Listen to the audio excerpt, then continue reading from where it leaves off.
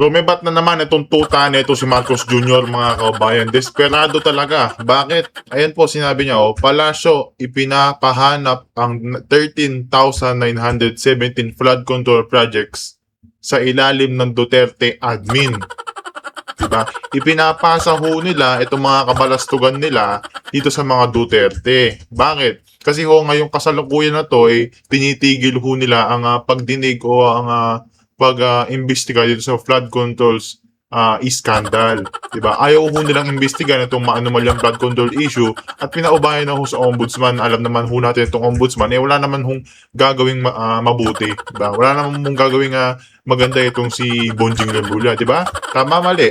Diba? Kaya ngayon mga kabayan, itong flood control scandals, pinapasa sa Duterte. Ayan ho, sinabi yung 13,917 flood control projects, ang tawag dito, pinapahanap at pinaiimbestigahan.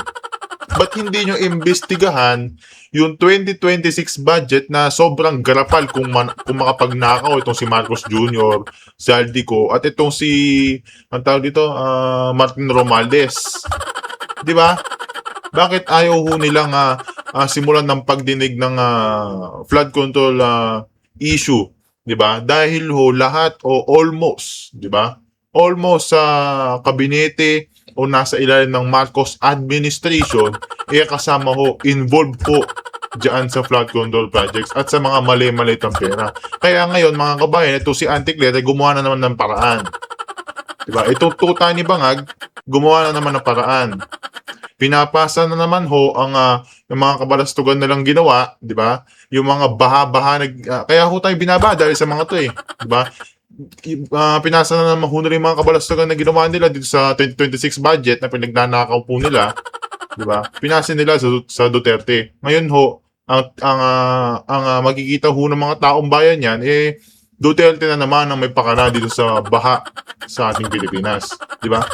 Hindi ho ganoon mga kababayan. Diba? Hindi ho ganon. Nag-umpisa ho itong sobrang pagbabaha at sobrang korupsyon dito sa 2026 budget dahil ho dito sa Marcos administration. Diba? Pero anyways mga kabayan, bago lahat, isang like, subscribe, malaking tulong na ho yan sa ating channel sa mga gusto pong maging member ng ating community. Yung join button na dyan lang ho sa baba. Diba? Mga kabayan, ang tawag dito, desperado na sila na siraan talaga ang pangalang Duterte sa mamamayang Pilipino. Pero mga kabayan, huwag ko kayong maniniwala sa Auntie Claire na to. Numero unong sinungaling, numero unong papakalat ng fake news ho itong babaeng to mga kabayan. Kaya huwag ko kayong maniniwala dito ha. Please lang ho, huwag ko kayong maniniwala dyan. Bakit? Nakikita nyo naman yung mga galawang Bangag, di ba? Galawang Marcos Jr., di ba? Gumagalaw sila, halata naman. 'Di ba? Yung mga pattern ho, halata. 'Di ba? Naghihiring, gumawa ng committee dito sa flood control projects. Anong ginawa kay Senator Dante Marcoleta? Kinulong. Si Secretary Mike Defensor, anong ginawa? Kinulong. Kasi gumawa sila ng sariling Blue Ribbon Committee diyan sa Heaven Place doon sa may basta diyan sa may Manila yan di ba? Gumawa sila ng sariling hearing. Anong ginawa sa 18 Marines na ngayon 40 na lang, kinasuhan ng cyber libel. Pero yung 4 po inulong ni Trillanes, di ba? Tapos itong si Mike Defensor kinulong kasama ni Senator Dante Marcoleta. Kaya mga kabayan, ito sinasabi nito si Auntie Claire na to na 13,917 flood control projects sa ilalim ng Duterte admin. Baka mamaya dyan, kalahati dyan, almost dyan, sa Bangag administration. Di ba mga kabayan? Hindi natin alam. Baka yung 13,970 na to, yung iba dyan, meron trilyon-trilyon dyan, meron bilyon-bilyon dyan na ginawa pala o nangyari pala sa kasalukuyan administrasyon. Di ba? Nakikita nyo mga kabayan. Hindi ho nila ginagawa ng paraan para makulong yung mga contractors na sangkot dyan sa maanumalyang flood control scandal kasi involved po sila. Diba? Involved po sila dyan. Marcos Jr. involved. Martin Romualdez, pinsan niya, involved. Diba? Zaldico involved. At mga iba't iba pang senador. Tsaka congressman. Diba? Involved po dyan sa flood control projects na yan. Dyan sa maanumalyang flood control issue. Kaya mga kabayan, wag nyo kung kakalimutan. Ha? Kahit, sige, sigurado ako naman mga kabayan, mangyayari ito. Itong mangyayari itong 13,970 na to, mangyayari ito. O iimbestigahan ng ano yan, ng lahat, magsasanib pwersa na yan. NBI, House of Representatives, di ba, Malacanang, o si Vince Dizon, di ba? Magsasanib pwersa na yan mga kabayan, sigurado ako yan, yung flood control projects na lang ng Duterte admin, ang tawag dito, mag-file sila ng mga cases dyan. Diba? Pero mga kabayan, kahit ho gawin nila yun, huwag nyo kakalimutan. Yung 2026 budget ho, ang ginawa nila doon, ginarapal ho nilang pagnanakaw nila. 2026 budget ho, ang pinaka-worst budget ever sa Pilipinas, mga kabayan. Tandaan nyo ho yun. Tandaan nyo ho na maraming sangkot dyan sa flood control projects, pero hindi ho nila ginagawa ng paraan para imbestigahan kasi ho, kasali ho sila. Tandaan nyo ho yun mga kabayan. Huwag ho kayo magpapabulag dito kay Auntie Claire. Kasi numero 1 ding fake news to Numero 1 fake news to. Numero 1 basta ang tawag dito, kaya namumura ka sa kaya namumura ka sa Canada. Ano pinaggagawa-gawa mo dito sa Pilipinas Kaya dapat ka na lang patapon ka na lang sa North Korea. Joke lang, di ba? Kaya ang daming galit sa'yo, ang daming galit na OFW sa'yo dyan sa Canada, tas magsusumbong ka sa mga pulis dyan sa Canada. Ano ka, VIP? Ano ka, VIP? Para magsumbong? Ano ka, presidente? Ano ka, prime minister? Natalapat lang sa'yo yung mga ginawa yung ginawa sa'yo ng mga OFW dyan, tapos sisihin mo sila na hindi uunlad ang Pilipinas dahil sa kanila. Hindi uunlad ang Pilipinas hanggat nandyan yung amo mo at ikaw. Diba? Numero 1 fake news, numero 1 nagpapakalat ng fake news sa mga mamamayang Pilipino kasi napakadami hong mainstream media dyan. Diba? Tuwing nagka-press conference itong si Auntie Claire. Diba? Nakikita nyo mga kabayan 13,917 flood control projects sa ilalim ng Duterte administration, sisimulan nung hanapin at sigurado ako mag-file ho sila ng mga kaso, allegations na hindi naman siguro tama, di ba? Kasi baka mamaya dyan sa 13,970 na yan, nagdagdag sila ng mga kanilang ang tawag dito, kanilang mga flood control projects sa taong 2026 o sa buong taon ng panunungkulan nito si Marcos Jr. Diba? Kasi napakatagal na ho niyan mga kababayan. 2022 pa po umupo sa pwesto ito si Marcos Jr. 2022. Diba? Ang Duterte administration ito si FPRRD anong taon bumaba sa pwesto. Ngayon ho nila sisimulan.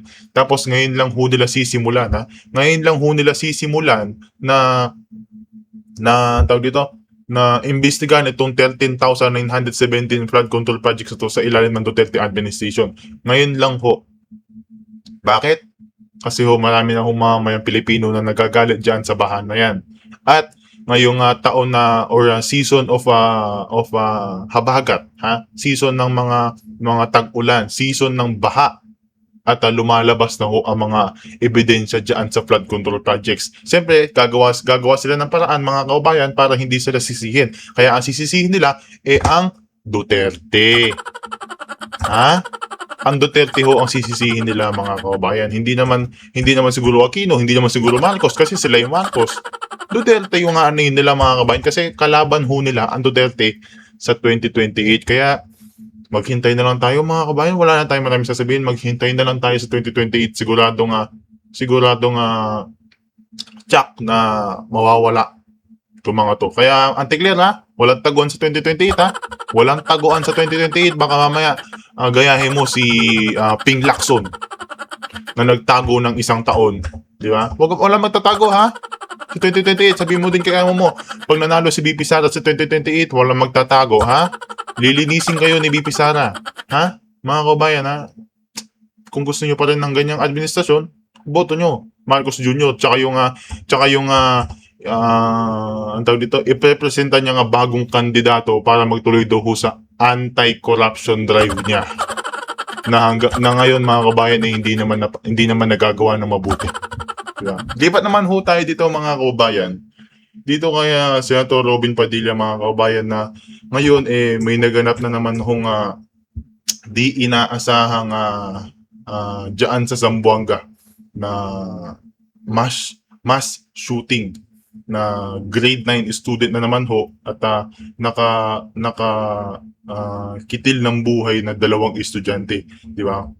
Rest in peace diyan sa kanilang pamilya mga kabayan at ngayon naulit na naman, di ba? Dati saan ba 'yun dati?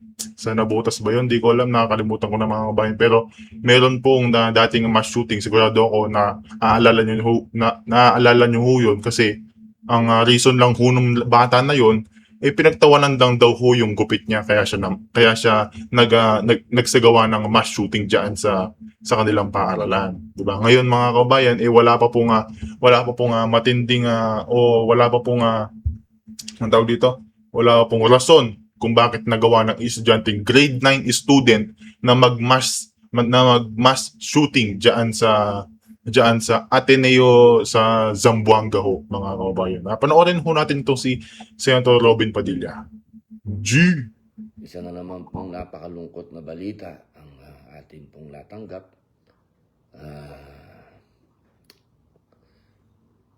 Ito po ay patungkol sa naganap na naman na karahasan at karumal-dumal na krimen diyan po sa siyudad ng Zamboanga. At isa na naman pong estudyante ang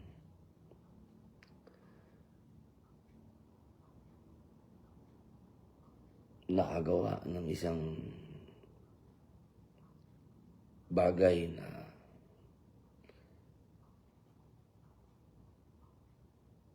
hindi po natin pa maipaliwanag ito sapagkat hindi pa po natin alam ang mga tunay na naganap. Mahirap po magbigay ng komento. Lahat po ngayon ay nababalitaan lang natin sa mga social media, sa mga breaking news. Ito po kasi ay bumabagsak sa aking komite. Ito po ay sa public information dahil ito po ay impluwensya ng social media sa ating mga kabataan dahil palagian po sila na gumagamit ng kanilang account. Sila po ay nakapag-live pa po ito at napakalaki po ng epekto. Diba? Mga kabayan, yung nangyari diyan sa Zamboanga na mass shooting, naka-live pa po nung sinagawa yan. 'Di ba? Ang ginagawa nung estudyante mga kabayan habang nakahawak sa kanyang ano daw ho yun rifle at isang handgun, 'di ba? Rifle at isang handgun habang pinapaputukan niya ho yung kanyang mga kapwa estudyante at kanyang guro, 'di ba? Naka-live pa po. Ni-live niya pa po, 'di ba? Hawak niya ho yung kanyang cellphone at ang kanyang hawak na armas at nung sinagawa niya ho yun at ginawa niya ho at tawag dito, pinihit niya ho, pinul niya na ho ang trigger ng kanyang handgun, naka-live ho nung pumutok ho ang kanyang hawak-hawak na armas. Naka-live ho yun mga kabayan. Kaya itong nangyaring ito mga kabayan na sigurado ako at sigurado din itong si Senator Robin Padilla na itong nangyari na to mga kabayan ang tawag dito, impluwensya ng social media. Bakit? Kasi ho baka mamaya ginaya ho ang nakaraang mass shooting na dalawang estudyante. Kasi ho ito mga kabayan, iisang estudyante lang ho ito, iisang estudyanteng grade 9 student ho ito. Kasi ho mga kabayan, sigurado tayo na social media ho ang nakaapekto dito sa batang ito at hindi ho online games. Mga kabayan, baka naman sasabihin na naman ito si John Vic Remulla, Roblox na naman. Diba? Sisisihin mo naman yung Roblox. Sisisihin mo na naman yung online games. Mga kababayan, yung mga nangyaring ganyan sa mga bata, kasalanan po yan ng ginawang law nito si Kiko Pangilinan, yung tama ba? Juvenile Justice Law, tama ba ako doon? Di ba? Kaya dapat mga kabayan, sang-ayon ako dito sa gusto nito si Senator Robin Padilla na ibaba ang taon o ibaba ang taon ng taong gulang. Iba ba ang limit age na itong juvenile justice law ng 10 years old? Kasi ho mga kabayan, nasa 15 years old ho ata. Kaya dapat ibaba ng 10 years old. Di ba? Kasi, siyempre, hindi mo naman masasabi kung tama ba yung pagpapalaki mo sa iyong anak. Tama ba na mabuti ko siyang pinalaki? Tama ba yung mga naririnig niya sa paligid niya? Tama ba yung mga napapanood niya? Di ba? Kaya mas mabuti mga kaubayan na talagang ibaba ng 10 years old ang juvenile justice law na ginawa nito si Kiko Pangilinan para maiwasan yung mga gantong scenarios, di ba? Tuloy tayo dito kaya Senator Robin Padilla. Sa mga bata ng social media. Alam ko pong maraming nagagalit sa akin dyan. Sobrang dami pong taong nagalit sa akin dyan. Noong ito po ay isinasagawa namin ng public hearing. At yan po ang isang bagay sana na ilalapit ko po sa inyo na sana po yung maintindihan po ninyo kung ano yung pinupunto ko. Napakadami pong nagalit sa akin, binas ako patungkol dito. Alam nyo mga kababayan, sana po yung namnam ninyo ang gusto kong sabihin na hindi na po talaga maganda itong nangyayari. Napakapangit na po nitong nangyayari na ito. Sana po kung ako po ay nagkakaroon ng mga maling choice ng mga salita. Hindi po ibig sabihin yan ay kinukutya ko kayo, kinukutya ko ang kabataan. Hindi po. Iyan po ay panggising. Panggising. Upang manamnam niyo po ang katotohanan. Ako po naman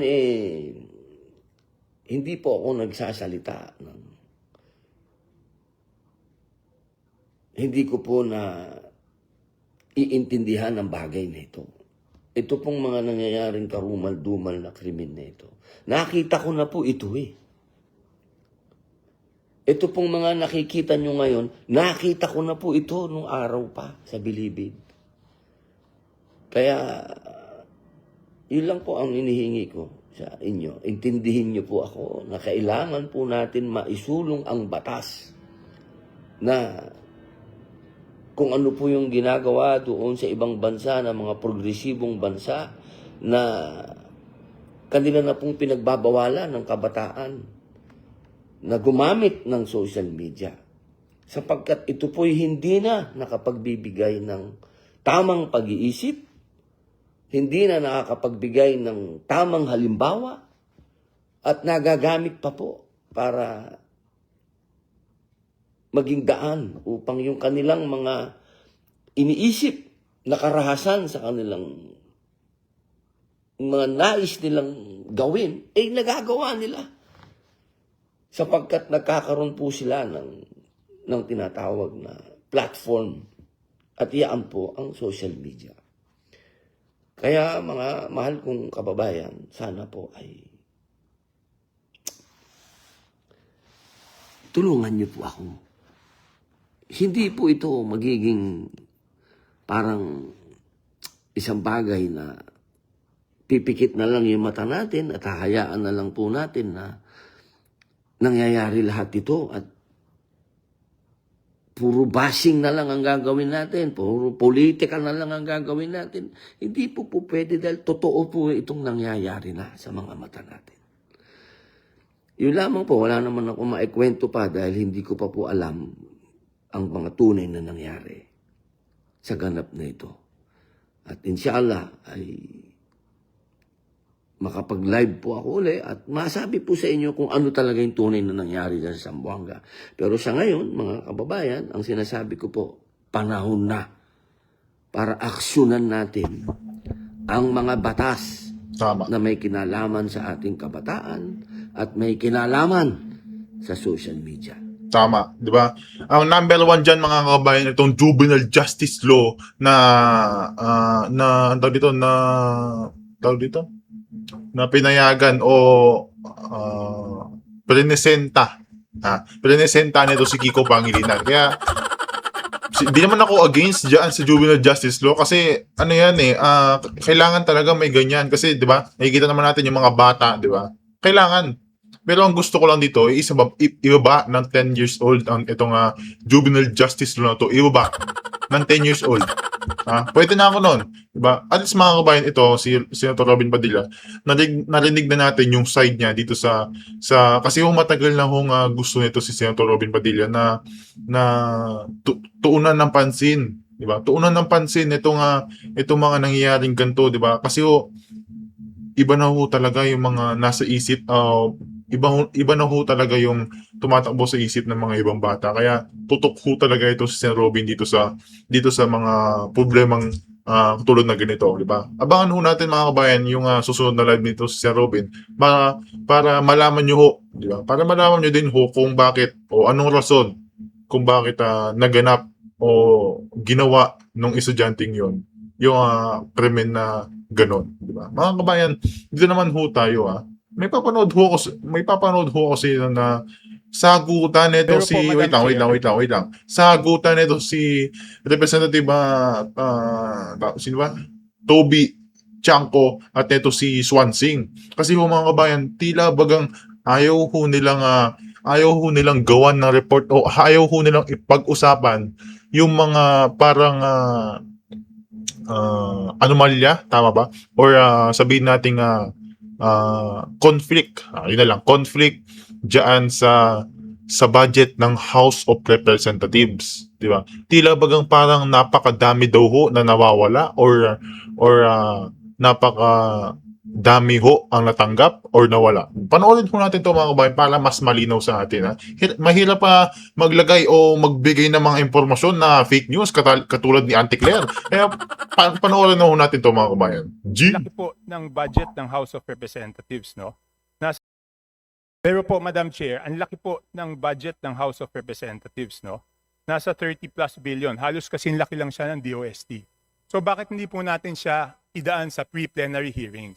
Kasi Yan. dapat natin malaman kung paano 30 billion ho ang budget ng House of Representatives. Ngayon mga kabayan, ayaw ho na lang atang ilagay sa pre-plenary. Tama ba? Tama ba narinig ko? Ulitin nga natin. hearing.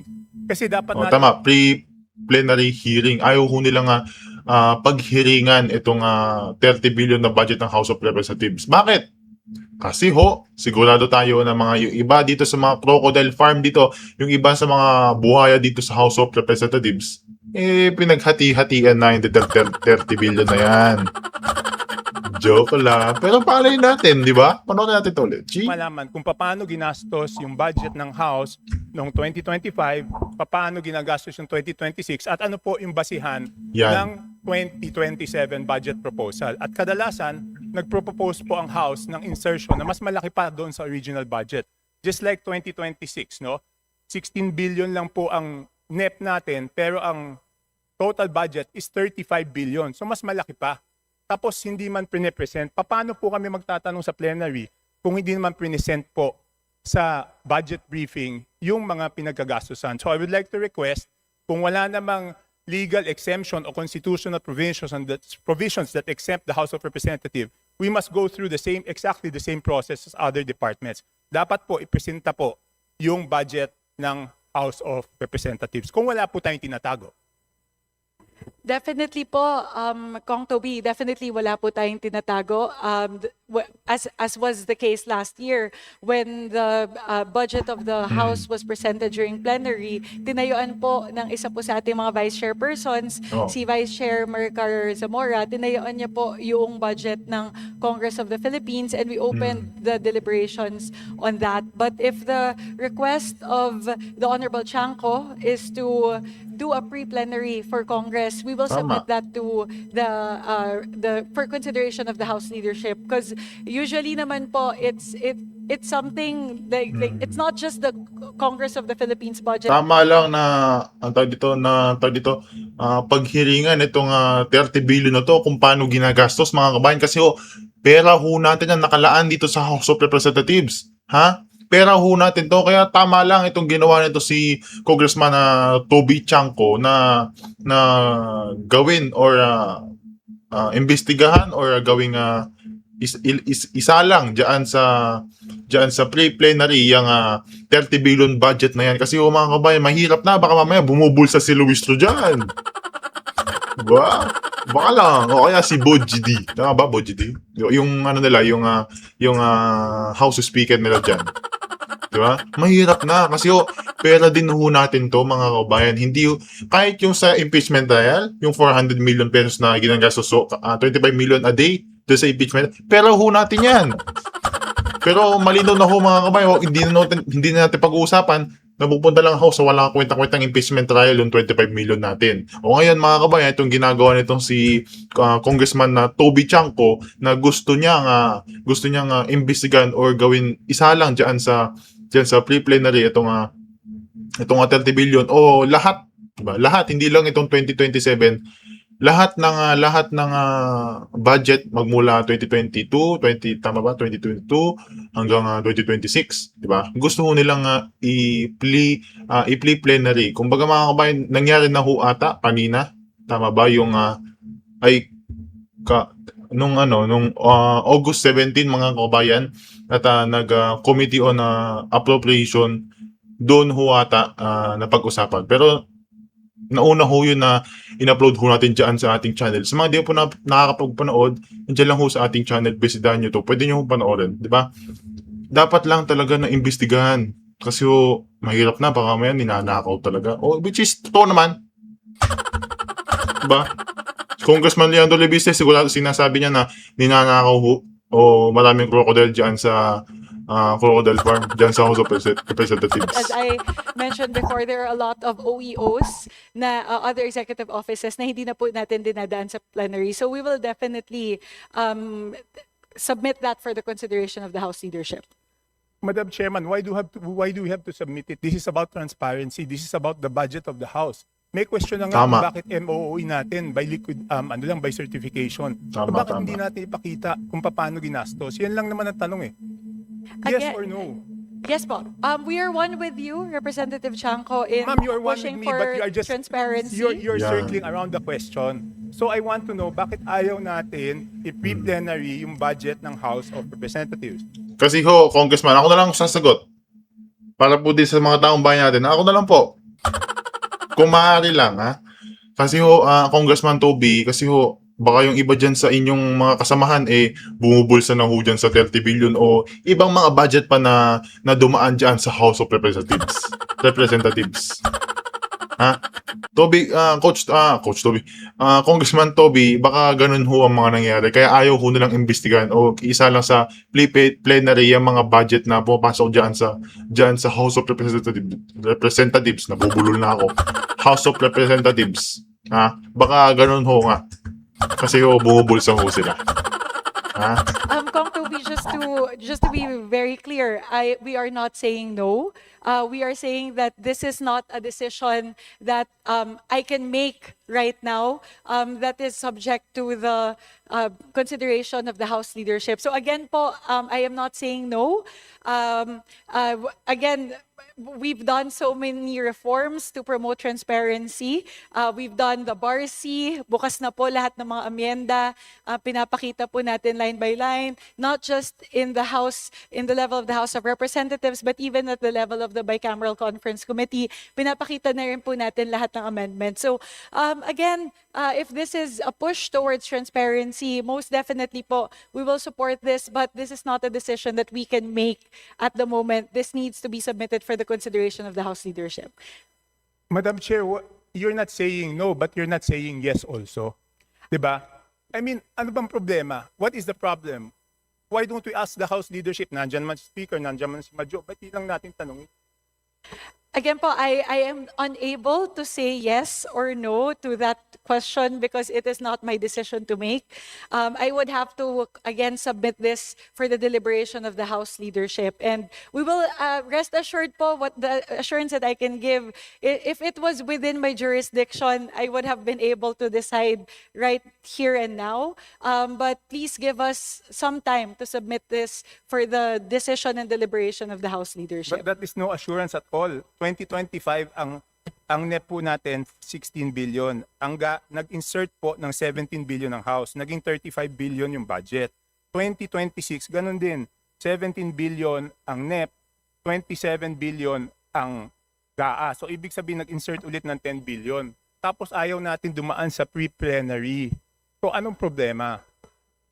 Kong Toby, I would like to reiterate that this is not an insertion. This was deliberated in the plenary. Although there was no pre-plenary for the budget of the Congress of the Philippines, the deliberations on the budget of the Congress of the Philippines was opened up during the plenary. All members were given the opportunity to propound questions to the budget sponsor last year. So although there were no pre-plenaries for the Congress of the Philippines in the past budget hearings, meron pong pagkakataon ang lahat po ng mga miyembro na suriin yung budget ng Congress of the Philippines pagdating po ng plenary deliberation. So if again the request is to have a pre-plenary for the Congress of the Philippines budget for this year, I will most definitely po, the assurance that I can give at the moment is that I will submit it to the wisdom of the House leadership.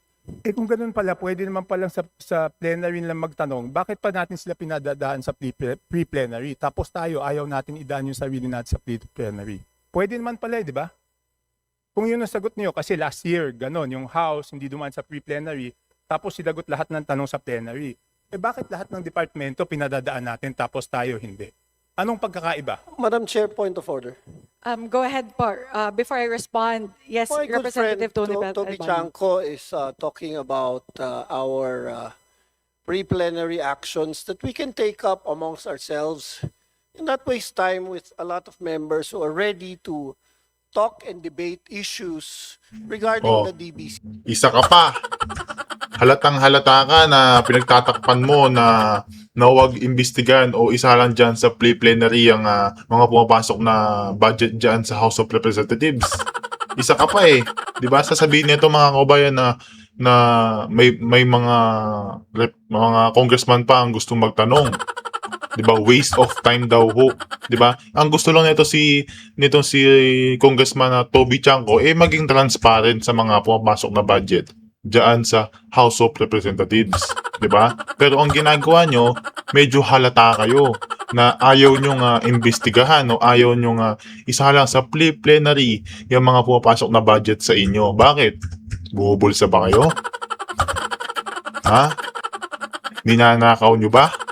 Bakit? TC. So, with respect to my good friend Toby Tiangco, the list is so long that I don't even know if I can ask questions primarily on the national and local concerns later on with our friends who have prepared this. And this has been an ongoing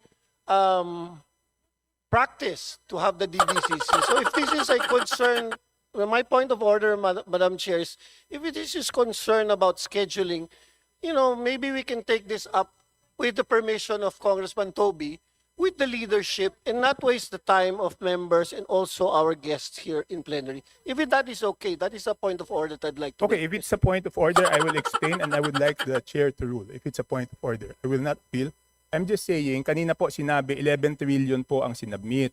Binawasan po lahat ng departamento, ginawang hindi po dapat ibawas sa time ko yun. Kasi point of order po yan. Hindi po dapat ibawas sa oras ko yung sagot ko sa point of order niya dahil hindi ko Oo. po tanong yan. Binawasan pa yung time. Talagang halata talaga kayong mga crocodiles kayo dyan Binawasan pa yung time neto si Congressman Toby Chanco dito sa point of order neto si sino kasi yun? Palibot ko yung pangalan nun. Di ba? Yung point of order nung tao na yun na lang. Yung lalaki na yun, binawas sa time nito si Congressman Toby Chanco. Di ba? Talagang ayaw nila nga magtanong yung mga against dito sa Marcos Jr. administration. Diba? Kung Leandro Lebiste, tama, Congressman Leandro Lebiste, ayaw nilang pagsalitain dyan. Pati ba naman ito si Congressman Toby? Baka pati si Congressman Egay, tama ba? Egay, Eric, yung kanina nating upload mga kabayan. 'Di ba? Tsaka itong si ano tawag dito? Si Congressman Toby Chanco, 'di ba? Ayaw nila pagsalitain Ayaw nyo malaman kung may ninanakaw ba ang House of Representatives? Okay. Kanina po sinabi 11 trillion. Binawasan 7 trillion. So kaya natin pinapag-submit ang bawat departamento. Sasabihin nila paano nila ginastos yung pera, nakabuti ba ito sa taong bayan. Yun po ang ginagawa sa pre-plenary. So paano po kami magtatanong dito sa plenaryo kung wala naman presentation ganon? Ano, huhulaan namin kung magkano yung nagastos? Anyway, I would like to request the chair to rule on the point of order. If you think I'm out of order, just say so. Madam Chair, if I may be allowed Before I rule on the point of order, I would first like to recognize Deputy Speaker Janet Green. very quickly, Madam Chair. Unang araw po ito ng ating pre-plenary budget deliberations, and I believe the Honorable Chanco, whom we fully respect, has his point. The Honorable Chair and the Honorable Albano also Ayan pa, nagisali ka na naman. Nagisali ka din na naman dyan, Garin. have their own points. May I recommend, Madam Chair, that instead of ruling on matters that will create animosity, may I be allowed, Madam Chair, to propose the following: that the concern of the Honorable Chanco be referred to the Committee on Appropriations and be deliberated as soon as possible. And second, Madam Chair, if the Honorable Chanco will allow, that we now proceed with the deliberation of the DBCC, notwithstanding the fact that there are unanswered questions that the Committee on Appropriations are very much willing to answer, regardless of the decision of the leadership or whatever, because it's the committee that will respond. So, Madam Chair, if I may, again to reiterate, wag na po natin pagdebatihan yan kasi sayang po yung oras. We acknowledge the Honorable Chanco. Oh, di ba? Sayang daw yung oras, wag daw pagdebatihan. Ayaw nyo lang talaga nga marinig naming mga taong bayan, Ayaw nyo lang talaga na marinig naming taong bayan na yung mga pumapasok na budget diyan sa House of Representatives nakakapuslit kayo, nakakakuha kayo. Di ba? Also acknowledge the point of the Honorable Chairwoman and the Honorable Waste of Albano, time daw. one of our party leaders. But at the same time, I believe we have to move forward. So if the Honorable Chanco is amenable, may I propose that his proposal be discussed by the Committee on Appropriations as soon as possible. But for the meantime, we all be allowed to proceed with the pre-plenary hearings of the DBCC. Madam Chair, if I may reiterate, With the indulgence of Representative Tiangco, I would first like to recognize Representative Tony Albano. yes, Madam Chair, the point of order stays, and it's a long-standing tradition that the point of order has to be taken first. But I believe Representative Chanco has still that floor and time if he wants to use his 2 minutes or 5 minutes of his time to ask any relevant questions while the DBCCs and our guests are here. But if it's outside of that, I would really like to insist, if not, I'm asking permission for my good friend Toby Tiangco to please, everyone's stressed already, everyone's trying to do a good job, we're trying to help our country and our economy move up. These are the relevant questions that we have prepared ourselves to ask our guests. And if it's not relevant to the context of what we are discussing right now, then you have to rule in favor of the motions of the point of order that this is not exactly the forum for the cause of the good friend from Navotas, Congressman Tiangco, and then we can take it up right away if he wants with the leadership, with the speaker and the majority floor leader and the chairperson, Madam Chair. Thank you, Representative Albano. If our honorable colleague, Representative Tiangco, will be amenable to it, rather than ruling on the point of order, as proposed by Deputy Speaker Rin, this is a matter that we can take up within the executive committee of the Committee on Appropriations. So again, rather than take it up here during the DBCC, as I assured earlier, I give my assurance that I will raise this to the House leadership for deliberation and decision, and we will get back to you as soon as possible on the matter. Madam Chair. Yes, Yes. yes, Representative Erice. Yes, ang suggestion ko Yan, lang po, yan, yan. hindi lang po dapat siguro after deliberating with executive committee, we should deliberate it in the plenary.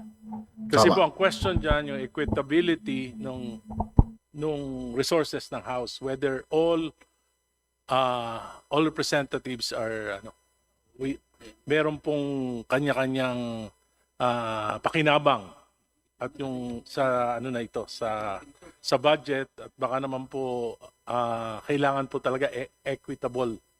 Hindi ko naman po sinasabing equal, equitable Tama. yung distribution ng resources. So hindi lang po ito concern ng committee, concern po ng buong plenaryo. Salamat po.